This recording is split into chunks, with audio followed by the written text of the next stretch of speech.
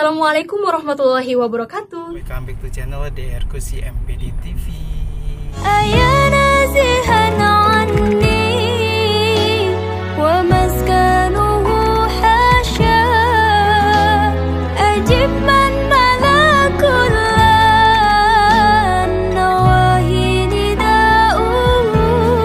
Biasanya yakni saya mengajar di kampus. Itu hari ini ada 3 mata kuliah.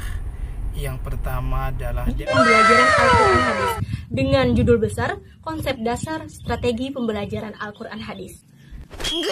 Untuk itu kita lihat keseruannya bagaimana mahasiswa-mahasiswi saya di dalam mempresentasikan tugas kuliahnya berikut ini. Bye.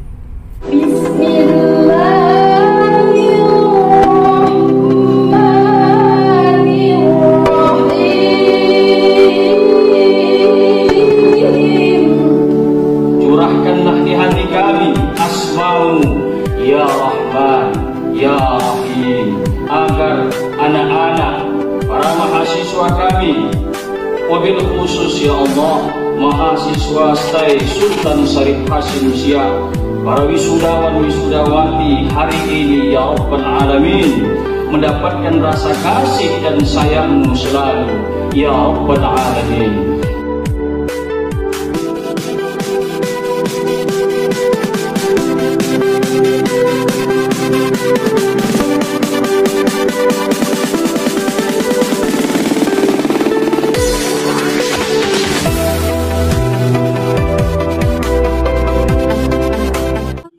Perkenalkan, nama saya Safitri Andriani, Prodi Pendidikan Agama Islam semester 5B dengan NIM 1214201974. Dosen pengampu yaitu Dr. Iwan Agus Supriyono, Magister Pendidikan. Di sini saya akan menjelaskan sebuah materi strategi pembelajaran Al-Quran Hadis dengan judul besar Konsep Dasar Strategi Pembelajaran Al-Quran Hadis.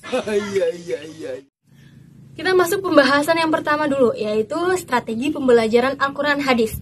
Dari segi pengertian, strategi pembelajaran adalah berasal dari kata benda dan kata kerja.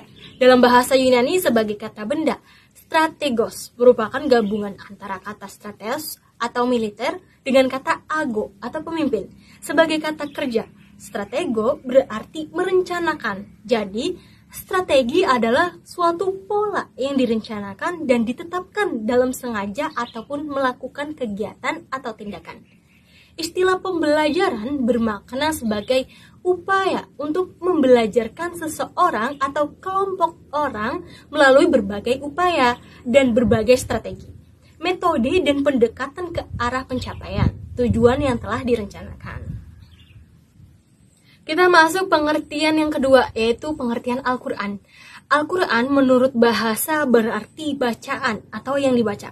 Menurut istilah, Al-Quran adalah wahyu Allah Subhanahu wa Ta'ala yang diturunkan kepada Nabi Muhammad SAW melalui malaikat Jibril sebagai petunjuk bagi umat manusia.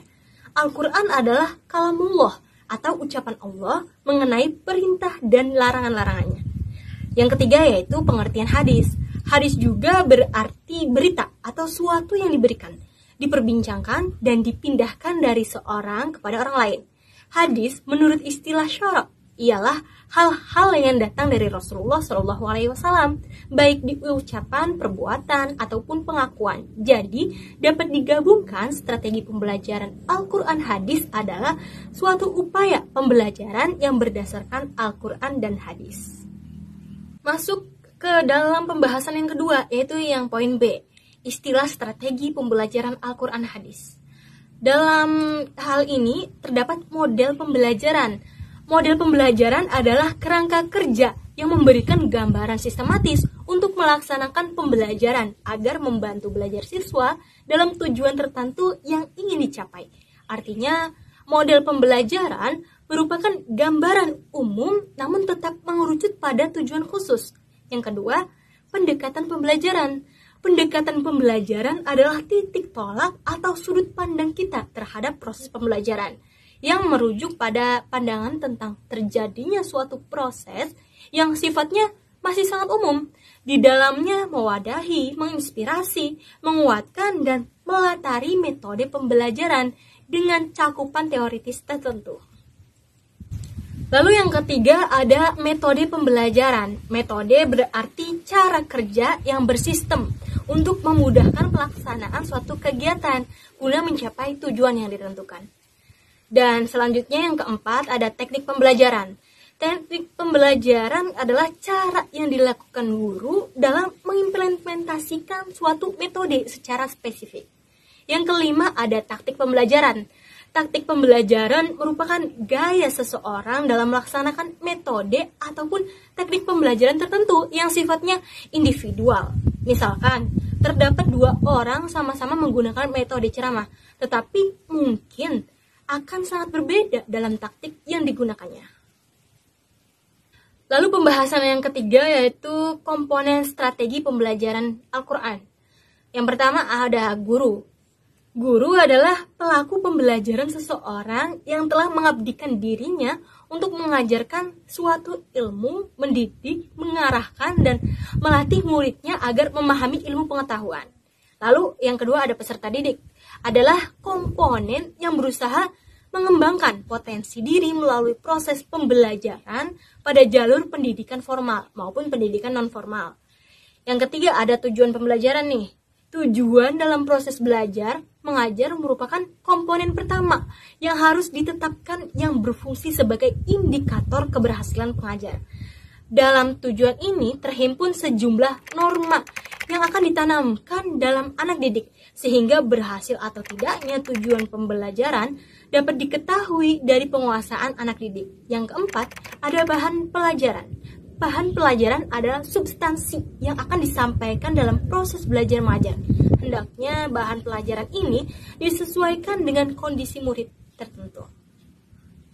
Yang kelima yaitu ada kegiatan pembelajaran, merupakan bantuan yang diberikan pendidik agar dapat terjadi proses perolehan ilmu dan pengetahuan, penguasaan kemahiran dan tabiat, serta pembentukan sikap dan kepercayaan pada peserta didik. Yang keenam ada metode. Metode adalah suatu cara yang digunakan untuk mencapai tujuan yang telah ditetapkan. Dalam kegiatan belajar mengajar, metode ini diperlukan oleh guru dan penggunaannya bervariasi sesuai tujuan yang ingin dicapai. Lalu ada alat. Alat adalah segala sesuatu yang dapat digunakan dalam rangka mencapai tujuan pembelajaran. Ada 2 macam alat dalam pembelajaran, yaitu alat material dan alat non-material. 8 ada sumber belajar. Adalah sumber rujukan yang meliputi data, orang, dan barang yang digunakan oleh peserta didik baik secara sendiri-sendiri maupun dalam bentuk gabungan. Biasanya dalam situasi informal untuk memberikan kemudahan belajar. Lalu yang ke-9 ada evaluasi. Dilakukan untuk melihat sejauh mana bahan yang telah disampaikan kepada siswa dengan metode tertentu dan sarana yang ada dapat mencapai tujuan yang telah dirumuskan. Yang ke-10 ada situasi dan lingkungan pembelajaran.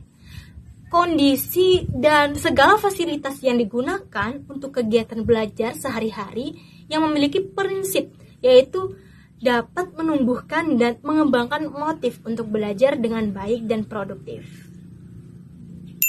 Secara umum, ada 3 pokok dalam strategi pembelajaran. Tahap pertama, yaitu tahap prainstruksional, adalah tahapan yang ditempuh guru pada saat ia memulai proses belajar dan mengajar. Beberapa kegiatan yang dapat dilakukan oleh guru ataupun oleh siswa. Lalu yang kedua ada tahap instruksional, adalah tahap pengajaran atau tahap inti, yakni tahapan memberikan bahan pelajaran yang telah disusun guru sebelumnya. Yang ketiga ada tahap evaluasi, adalah tahap evaluasi atau penilaian dan tindak lanjut dalam kegiatan pembelajaran. Tujuan tahapan ini ialah untuk mengetahui tingkat keberhasilan dari tahapan kedua, yaitu instruksional. Dan itulah video pembahasan mengenai konsep dasar strategi pembelajaran Al-Quran Hadis. Semoga bermanfaat. Wassalamualaikum warahmatullahi wabarakatuh.